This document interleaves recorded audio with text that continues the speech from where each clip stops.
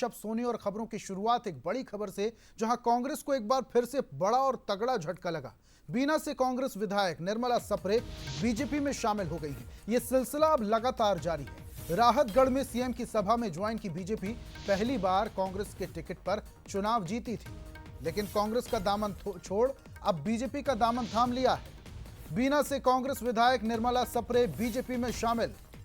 ये बड़ी खबर, कांग्रेस की तीसरी विधायक जो बीजेपी में शामिल हुई। पहली बार कांग्रेस के टिकट पर चुनाव जीती थी।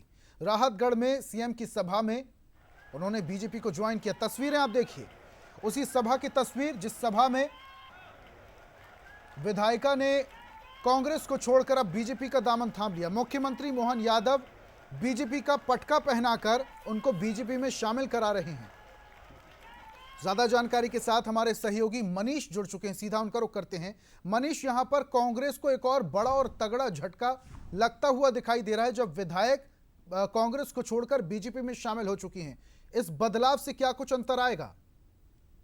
जी ऋषभ, जैसा कि आप तस्वीर में देख ही सकते हैं कि निर्मला सप्रे जो कि एकमात्र विधायक थी, सागर जिले में 8 विधानसभा सीटें हैं, जिसमें से केवल बीना ऐसी सीट थी जहां से कांग्रेस को इस विधानसभा चुनाव में सफलता मिली थी। और निर्मला सप्रे जो कि पहले भी एक बार चुनाव लड़ चुकी थी, उन्होंने महेश राय जो बीजेपी की, तो उनको सिटिंग एमएलए को हराकर वो विधायक बनी थी। लेकिन उनका बीजेपी में जाना कांग्रेस को छोड़कर ये निश्चित तौर पर कांग्रेस के लिए एक बहुत बड़ा झटका है, क्योंकि कांग्रेस जो है उसकी जो लोकसभा चुनाव की तैयारियां अभी हैं, वहां स्ट्रांग पोजीशन मानी जा रही थी निर्मला सप्रे और अन्य नेताओं की बदौलत बीना क्षेत्र में, बीना उपरी क्षेत्र में। लेकिन अचानक किसी कांग्रेस को रुकावट नहीं हुई और अचानक मुख्यमंत्री मोहन यादव उनके मंच पर अचानक निर्मला सप्रे पहुंची और इस तरह की घटनाक्रम हुआ, जो निश्चित तौर पर कांग्रेस के लिए बड़ा झटका है, क्योंकि लोकसभा चुनाव भी हाल ही में जो 2 दिन बाद लोकसभा वोटिंग भी यहाँ पर होने वाले हैं। ऋषभ, ठीक है, बहुत बहुत शुक्रिया मनीष तमाम जानकारियों के लिए।